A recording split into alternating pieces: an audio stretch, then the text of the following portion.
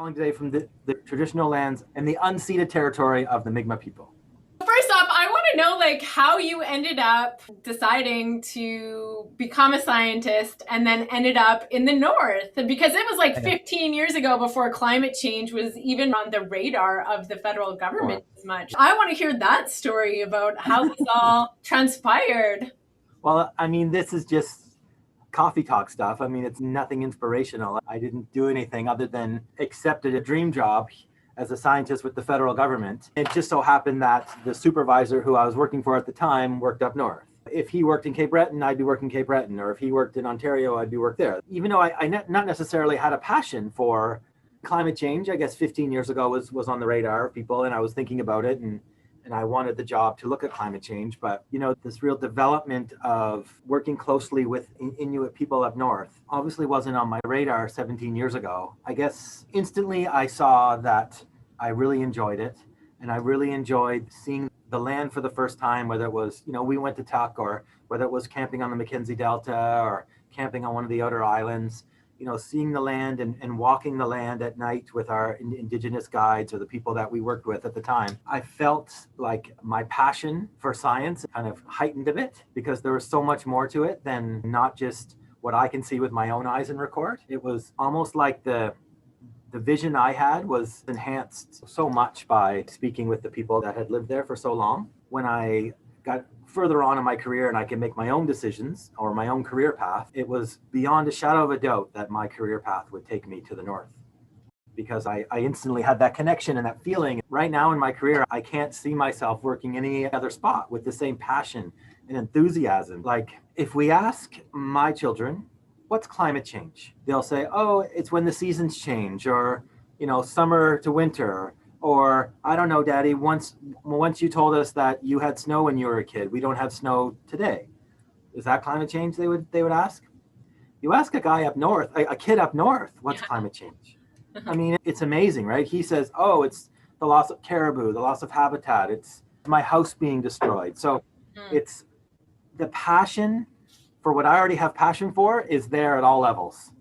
And so it's so exciting. If I were to go to a public meeting here in Halifax and talk about newest development I'm going to do, or I have never been to a development meeting in Halifax, but I imagine it's like that, right? You go and it's a lot of economics are talked, a lot of maybe environmental factors of how development can hurt streams and things like this. But there's almost zero talk about how that development in this certain spot can affect the people's way of life. Where if you go up north, it's always on the minds of people. Everyone is engaged, and everyone is well aware of why studying environmental impacts or science is so important.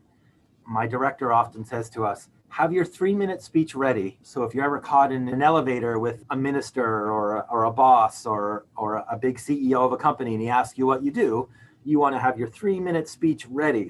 I believe that up north as well. You could be in the grocery store, right? And someone's going to come up to you and say, hey, what are you doing here?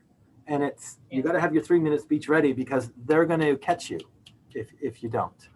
Living in the north, they don't see a lot of, when they see an outsider, you're not an outsider anymore because you've been working in the north for so long, but they want to know why you're there and what your interests are. And they're always assessing, because they're so relational, who are your ancestors and how do I know you and what is your land base? That's just the northern way of being. You're absolutely right. Yeah, you can't fake it. The minute that I go to a conference, who are your parents? Who are your ancestors? That 3-minute elevator pitch is northerners figuring out where you fit in the landscape and who you're tied to. It's that interconnectedness. I totally agree. And you're right. I am in a great position now in the Western Arctic along the coast, because I've been there for a while and we've done some great work together that I guess there's a mutual respect. There's a huge respect from me to them, and not respect because I produce great papers. Respect because I keep coming back. I feel like the connection and the work that I do with the people up north really helped me get promoted as the person and give me that drive to do better work up north and to be a better scientist. Because you're invested in the community and the relationships. Yeah. Yeah, absolutely. Yeah. Absolutely. That's the most important part about being a community-based participatory action researcher, is having those relationships and then building up trust. I was a physical scientist looking for a physical scientist job. Mm-hmm. And that's what I got. But it's through the working relationship that I had, I've developed this companionship and then my own sense of passion for the work up there. Mm-hmm. So it's not something I started out to do when I bring on new students. Not in 2020, unfortunately, but for the past 3 years, I've said to all my new students, it's your first year, you're going up north for 3 months. They want to be great physical scientists, change the world and develop great new ideas about climate change. And They want to do it up north because they've seen some cool pictures that I've shown them. And then every single one of them, when they come back, are all like, how can I get back there? I know from my own experiences, that's the exact connection. It's not a connection that you get flying in for 2 weeks, doing your research and flying home. It's a connection you get, one, through the student's way by living there, but also through my way, through just spending a lot of time and a lot of years working with people. You know, to be a good scientist in the north, right? And you don't necessarily have to have that connection to the people that live there. If you're going there to study the ice content of the ground, you can do that with your instrument and come home. We're decolonizing research now, and it's not so much can you go there and do the work for your credentials. Now it's more about decolonize research and co-create with the community and invest in the community and have reciprocity. That's the changing landscape of research. You are a physical scientist and you could have skipped a lot of this relationship building, but now that you've invested in it for the past 15 years, it's driving you in your career and how you developed as a person. The part of research that I love and that I'm interested in as a Métis woman, how you changed on this journey from being such a hard scientist into understanding that there's a totally different way of viewing the world. Yes. There's this perception when they go up north that they're not going to learn from somebody who doesn't know the thermal chemical property why ice melts. I have learned through myself, you can absolutely learn about the landscape, maybe not in the way you had initially thought or in the way that your grand proposal or your research is driving towards, but you're going to learn so much about the land. If we go up to a spot and we're looking very tunnel vision at a problem and we're trying to solve it, that is such an incorrect way to look at a problem, especially a problem in nature. There's so much more going on around that certain area and that certain physical property. You can't learn by just going and standing and testing that one area. I've learned through my career that just by speaking to people about what we're doing and being open. Hey guys, I think that the way this ice melts is different from the way that ice melts because of the properties of the ice and the soil. They'll say, oh, that's funny you mentioned that because my grandfather used to say that the soil over there was green color and the soil over here was brown color. And all of a sudden, something may click. It is so important to not just go up with your own ideas, but to develop these ideas together. The incorporation of Inuit knowledge in your research question, I think, is very important. There's this excellent movement now that you see where your research question isn't even as important as the Inuit knowledge. Inuit knowledge should be leading to the research question. When you go there, what exactly do you do? We always start our thought process towards the north in January. We start looking at research permits and developing our plan. These research permits that you have to get from the Northwest Territories, like your scientific license, can you tell me about that process? Like, I'm wondering if you need to go through research ethics. I have done it for sure. I don't do it every year. The 2 years that I got an official research ethics permit were the 2 years that I documented the information that we gained from our Inuit knowledge holders. The 2 years that I did get the license, I was documenting what they were saying because I wanted to learn about places that I'd never been before. I mean, these are places like that may have cultural significance, may have subsistence harvest significance, just places I haven't been in. And then you asked for volunteers from the community to tell you about this knowledge. How did you recruit your participants? I absolutely asked for volunteers. I asked for the same volunteers to come with me in a helicopter to those sites. And they would kind of show us around and they would say, the erosion is greater here than it was there. And we would talk about what a research program could look like, what kind of observations that they've seen over time that we could maybe develop into more technical research related field.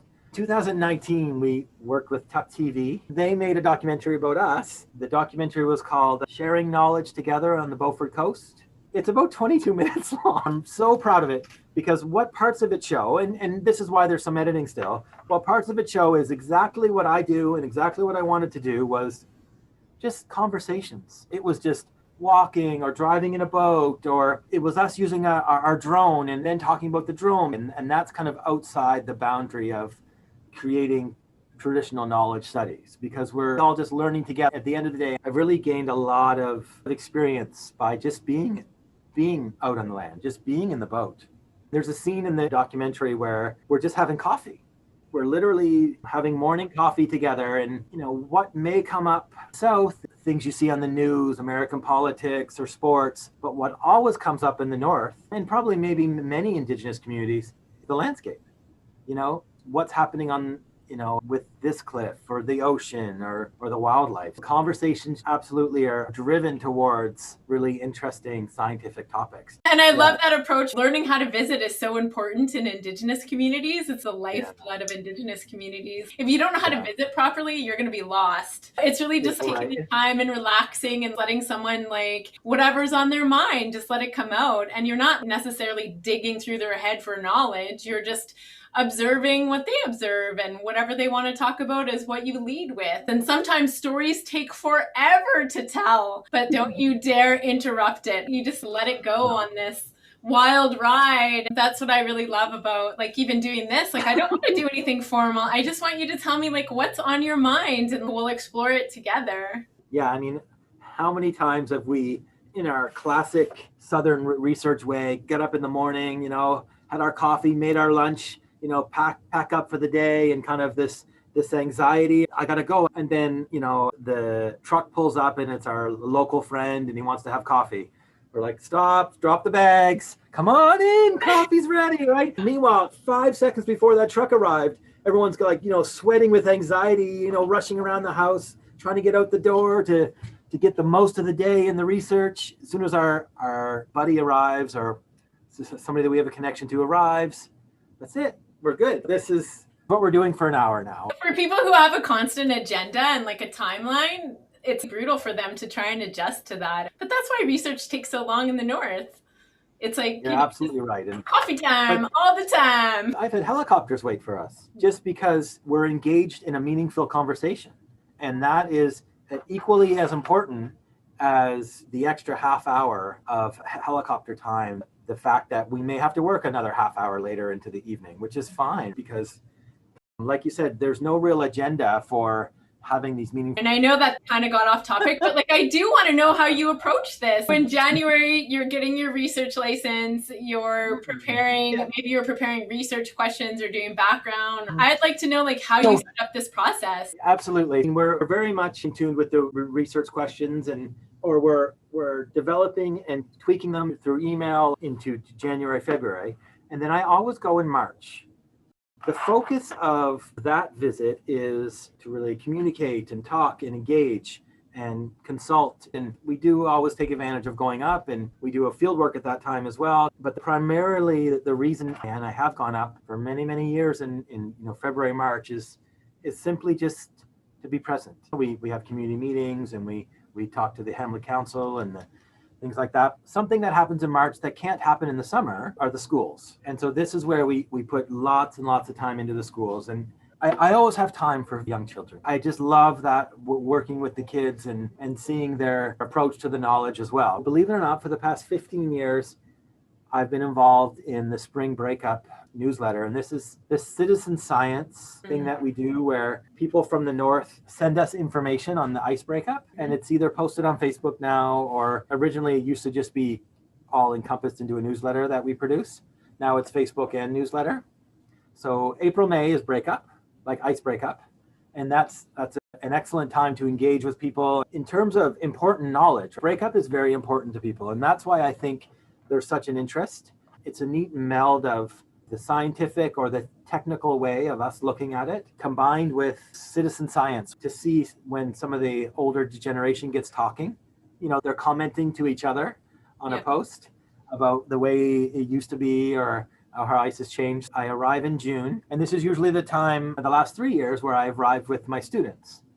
We look at, setting up different instruments, putting them in place for the whole summer. And this is when we work with our community monitors to start looking at climate change on a weekly schedule. We work with the community monitoring program there to deploy the instruments and a real procedure and schedule for data collection. It's because of that when COVID 2020 hit, our program still worked. All I did was we just sent up the scientific instruments and they were deployed and then they were collected in 2020. So you had trained community coordinators to do all of this stuff so that you no longer had to physically be present in order to do it. So you have your own crew that can do it without you. You're absolutely right. And it wasn't me saying, hey guys, I need this done. It was us, originally saying, hey, we're in trouble. This is not what we all had planned. What should we do? And instead of them saying, oh, well, see you next year, they knew how valuable and important that information was to them because of the long-standing communication that we've developed the program together. They too wanted the information and they didn't want a gap in climate change science. So that's why 2020 was a success for us. What exactly do you do? What is the actual science that you're doing in August? Like you're looking at the shore erosion. We look at the physical aspect of shore erosion. In recent years, it's been flying drones over the shore. We look at the physical aspect of what's happening underneath the ground, what's happening with the permafrost thaw, what drivers of environmental change are influencing that. We put in temperature cables, we install, or we have installed already, time-lapse cameras. We go in August to kind of measure some of that change that we see, that very finite change. We collect samples of sediment. So for instance, one year we collected some core samples in front of Tuck Island. And then we analyzed that core to look at what the sedimentation rate of changes in the core in front of the island. And we were able to say that because of the accelerated erosion of the island, the front of the island is getting shallower and shallower and shallower at a certain rate.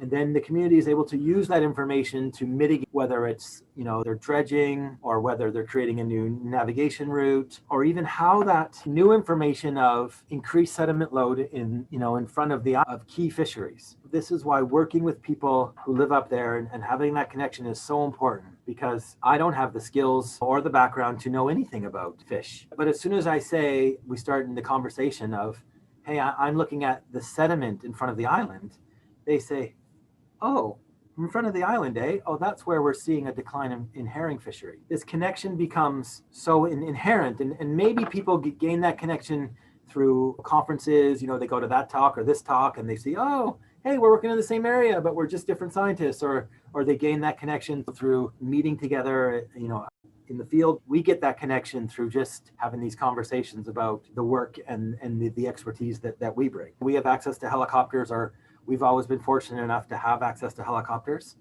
We're really looking at the coast, the regional coast as a whole. What kind of extreme conditions are eroding the coastline? And we often target areas that are eroding so fast. And these aren't areas that maybe are that close to the community, but people are well aware of them. That's why I say we travel to these areas and learn together, because they're not even within a 50-mile radius of the community. So it's not a place that people often visit. For instance, Pelly Island, which is one of the most eroded islands in the world, we'll travel there together.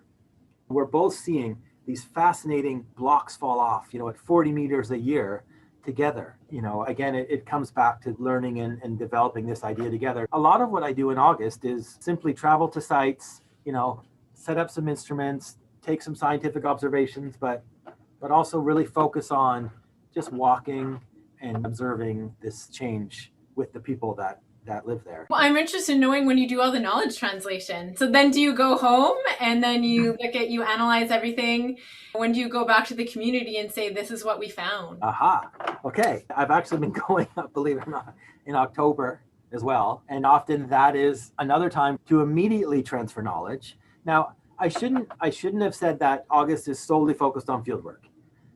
I mean, many times I've jumped out of the truck, jumped out of the boat, and ran right to the hunters and trappers office and had a meeting with them that night. It's happening in real time. And they'll say, hey, where were you today? And I'll say, oh, we went to so-and-so island. They'll say, oh, wow, tell us all about it. I'll tell them what we saw, but I'll tell them what, elder so-and-so said, and, that connection will be made. That feedback is almost constant. It's made formal through meetings and presentations. And so I have been going in October for, formal presentations to the Game Council and things like that. I went in November and I didn't schedule any formal meetings.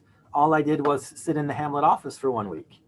And in the Hamlet office, I swear, so I had my own office in the Hamlet office. Yeah. And I worked on collecting and writing information together with them. It was interesting because I used the staff that were there, but as I'm writing, people would come in all the time. And it's November, it's dark. And in that moment in time, I saw myself like almost like a citizen working a day job, right? Here I am working 9 to 5 in an office, typing and writing, and, people are coming in, we're having coffee. Like, it was really, really fun. I really enjoyed that. And I probably would have went again in 2020 as well. Hopefully I'll go in 2021. That feedback of kind of giving information back, I guess it happens all the time. And like even more so with Zoom. And I guess with community-based monitoring, it's not me delivering information to them, right? Part of that information delivery, I guess, is them also to us, right? Because they're doing the work and we're participating in it and we're solving problems together. That's a really exciting thing about science communication. It's not just a report. It can be TikTok, it can be Facebook, it can be something that's like more interactive. The last researcher that I was talking to, I said, thesis statements now, they don't have to be just written. They can be multimedia. You can insert digital stories in there in order to get Indigenous people's voices and the community to talk about their own stories. It's a really exciting time to be a researcher and then to do different kinds of communication modalities. You're absolutely right.